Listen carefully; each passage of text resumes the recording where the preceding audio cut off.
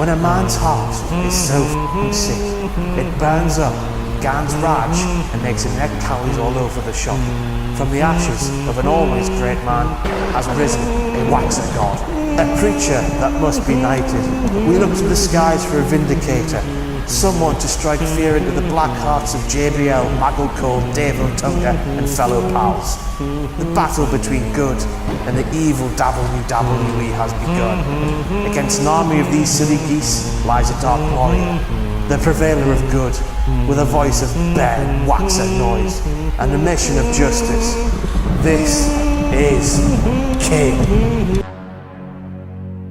It's announcement o'clock, motherfuckers! That was a sign your chicken. This is kind of the whole reference to me. Oh. That's literally pointing right at your gullet. Women competition. Who's the best woman? I can do a cartwheel, I'm not going to show you though. F*** off. You're the top dog, Steph. As if you didn't know that anyway, you selfish cow. Leave Mick alone. It's not his fucking fault. Oh. I straight up refuse to use the P word in this entry to describe him because that's been done enough, but he is very, very, very, very good. Very good. Any kiddies out there who don't know who Goldberg is, let me try and sum him up for you as simply as I can. Conspiracy!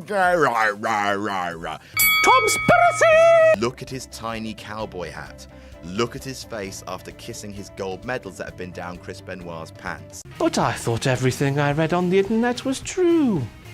Is the internet lying to me? Number 6, the fall of Punk. We've already covered in a very old booking video starring a very handsome man. What's that? Stephanie McMahon emasculating a male member of staff live on air? Oh no, what is happening?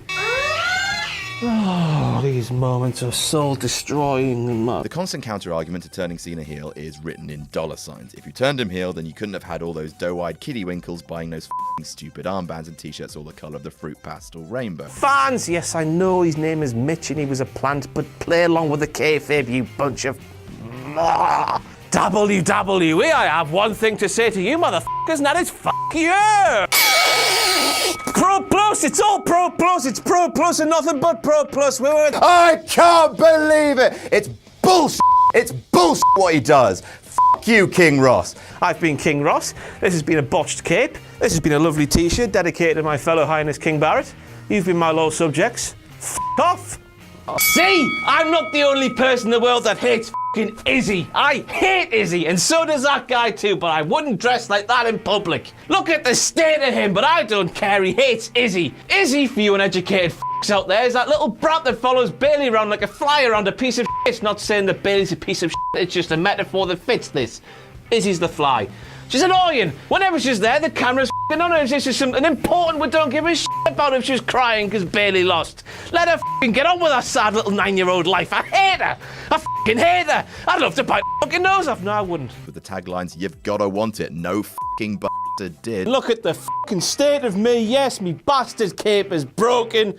And I've had to steal Chris's shoelace to tie it up to make sure it doesn't fall off my bastard body, because if it did, I'd be bloody naked. But you still tapped out, you bitch, didn't you?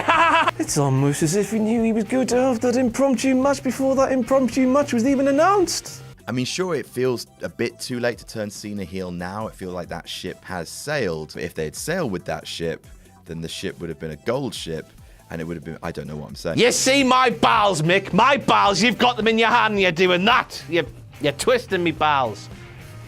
Blue balling. Fucking hell! Do that again to me, you cunt, and I will fuck you up! Because at that point, the shine was off Goldberg's big, bald, and very scary apple. Let me do my job and let you be the marks that worship me. Hashtag dislike, hashtag unsubscribe, hashtag capital letters fury. Topspiracy! I've seen a £300 cape online, a nice black and white one that my bosses are definitely going to buy me. Now that I've said it in this video in front of the world, they've definitely got to do it now, otherwise I will be one very unhappy boy. The end is nigh, the end is nigh, run away, the end is nigh, bye. When I heard Charlotte say Sasha wanks, a lot of things popped into my mind. A lot of things that are still there to this second, a lot of things that will never leave no matter how long time passes. Never ever, never ever ever, never ever Sasha wanks.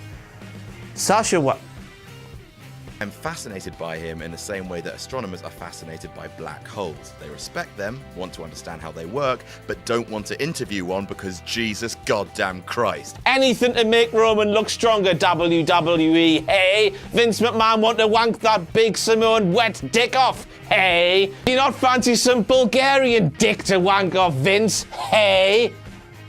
I bet he probably doesn't, but treat Ruru. There's a reason why Dwayne "The Rock" Johnson is the highest paid movie star in the world right now, and that is charisma. He's probably more charismatic than me, and that is f***ing saying something. Sam, animate something that emphasizes how that is f***ing saying something. I will wait.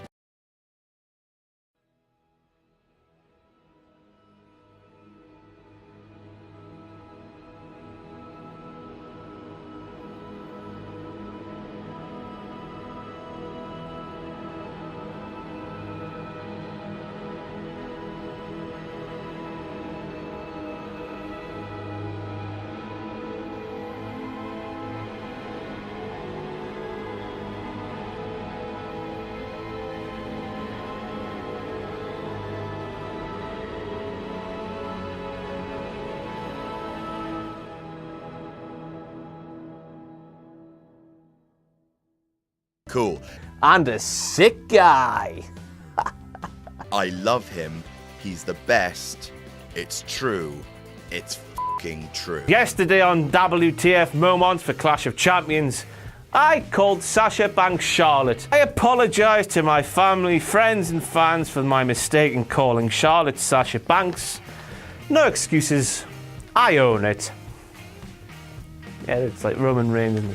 And the 10 best wrestlers in the world today, written by this f***ing massive big boy legend. Best of 7 series that we quite simply couldn't give a flying f*** about until the final bloody match when they called it off when they shouldn't have. Also, and again, this is just another personal thing, he's the funniest wrestler that's ever existed. Okay, right now. Okay, listen to me, listen. I know.